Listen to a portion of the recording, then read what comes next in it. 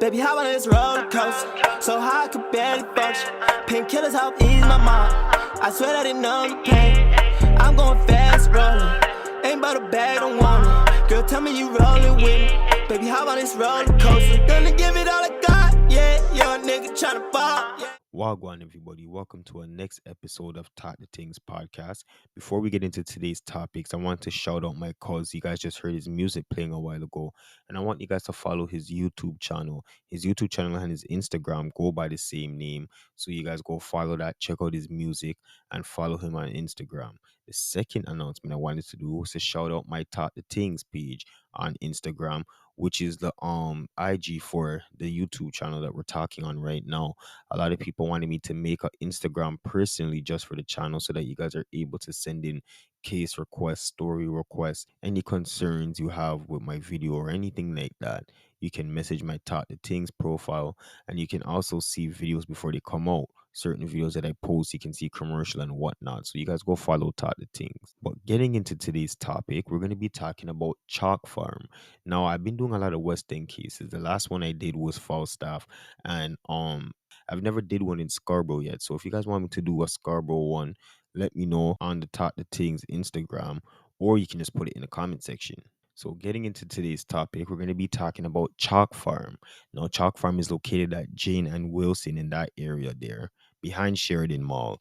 And just before this, we were talking about Falstaff, and I mentioned Chalk Farm. But starting with this case that happened in the building 160, this happened all the way back in 2000, and we're going to be talking about a 24-year-old when her name was Pat. Now, her cousin was at her house, and we don't know if this cousin was living with her. We don't know if he just came to check her or really what the whole situation was. But what we do know is that Pat's cousin was at her house with her, right? Now, at some time, we don't know if there was an argument. We don't know what happened, but the man wound up strangling her and killing her, strangled her to death. And the worst thing is not even that he killed his cousin, but what he did after. The man took her dead body, brought it into the bathroom, turned on the hottest water that he can possibly get the temperature to, and soaked her body in it and like burned up her body with the hot water. When police ended up finding her, they found her body scalded, like bare bubbles, and like when your body wills up because it was burned up. That's what they found her. And that's really all the information we have on this case because these stories happened so long ago.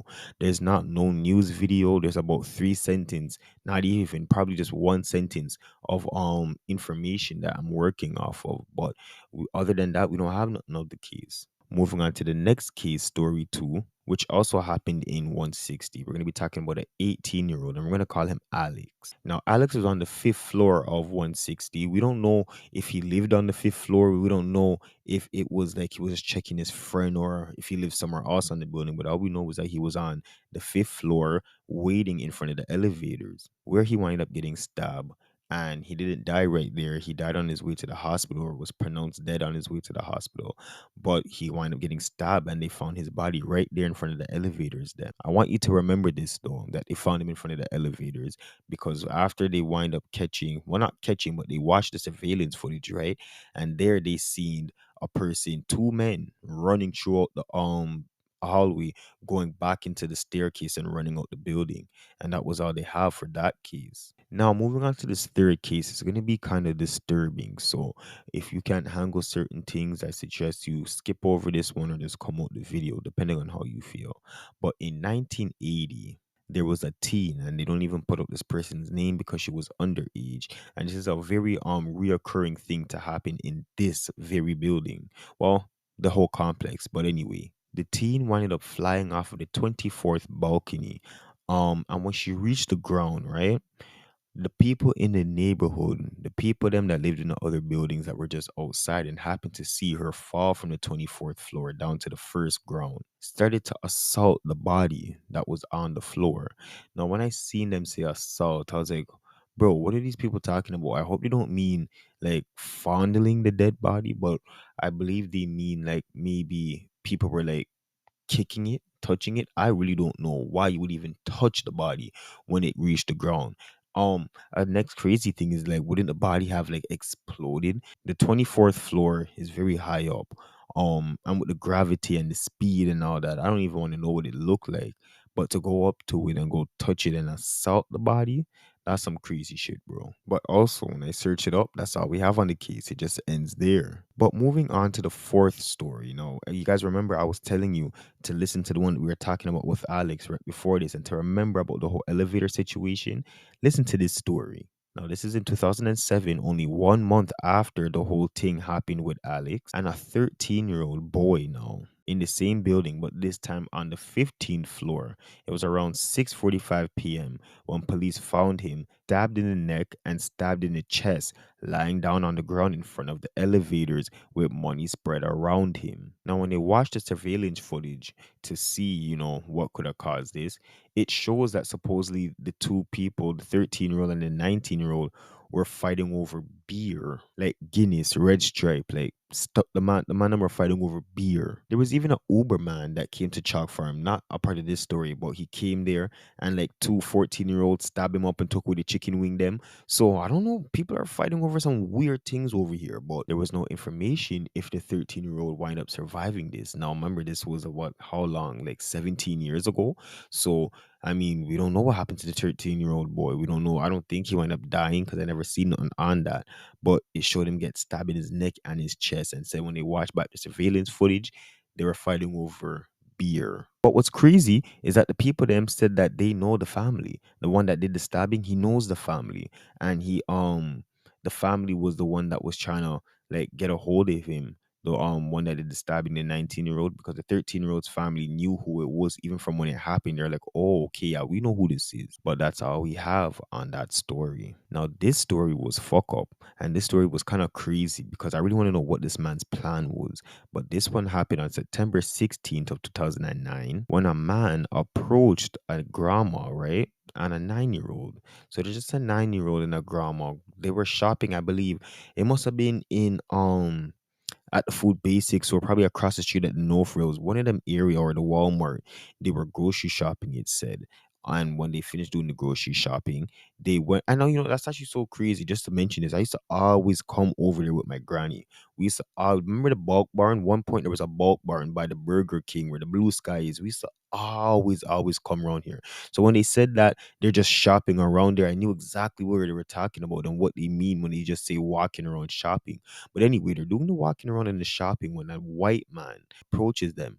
And we don't know what this man said to them, We don't know what he did. He just went up to the grandma and the 9-year-old. Now he started following them around this area. I'm not sure where they were walking to, which store, but I believe he followed them home walking. So say they're coming from the Food Basics, right? And they come out the plaza. However you get back to Chalk Farm, because I only drove into Chalk Farm. I never walked there before. So I don't know if they just walked on the main road or how they got back, but the man followed them all the way back to the building. But here how it gets even crazier because when they go upstairs now into their apartment and whatever, the man was still following them. Tell me how the white man figured out where their exact apartment was and knocked on the door trying to take the 9-year-old little girl. So imagine now, the uncle wound up running out the house and trying to chase him. And I don't he couldn't find him though. Supposedly the white man was so fast. He was an older man, but the man ran off. They couldn't find him. And that was a case that's still, nothing ever happened. I don't think they ever caught the man. But there was a lot of news articles just saying that they were looking for him, they were looking for him, the cousin run him down, and they couldn't find him. But that's all the cases that I decided I wanted to talk about. But I have to get into my thoughts about this situation or these situations. There's so many similar stories. And when I say similar, I mean like the first one that we talked about with the two stabbings, the one with the person that jumped off the balcony, even look more up to the more recent times. It wasn't nothing really serious, nothing other than the person jumping off the balcony, but it was suspicious. And I think this time it was a man jump off of some high floor balcony, boof, land at the bottom. But the next crazy thing that was I was just thinking about that I really couldn't like what were they doing to the body of the 24-year-old that jumped and wind up passing when she reached the bottom and before ambulance and stuff can come, the people that were violating the body. Why? What were you like? What would make you think, you know what I mean? I just don't get that, and I hope she haunt them, whoever it was that they were that was troubling the body when it reached the ground. I hope she haunt them, cause good. Why the hell would you go touch up the dead body or do whatever you did to the body? Must have been some foolish kids, but Even a next thing I was wondering was that even though there was some cases up to the closer time, like there was a couple units in the building that was being run to just to grow weed. So whoever was just renting out like say 3 apartments. Nobody wasn't living in them, but they were growing beer weed out of them. And there was something like I mentioned with the Uberman that got stabbed up over the chicken wing. There's been a couple gunshot here and there and there. Even one time when I was down there, I went to go pick up this lady for church because we go to church in Rexdale one time. And when we went to go pick up the lady in the chalk farm now, this they were rebuilding the lobby. The lobby was under renovation. So So what happened was my auntie's just waiting there, and I guess you can't drive out the way you could have because bare trucks and stuff was blocking it, and this lady was trying to come out the parking lot. No one said that the lady just acting like a normal fucking civilized lady on a Sunday church glorious morning. Instead of her just saying, can you move your car? This lady starts punching my auntie's window. She said, "Hey yo, wind the window down, wind the window down, boof, boof, boof, wind the window down." And she's just punching. And my auntie said, "Yo, bro, move from my glass, move, move, move."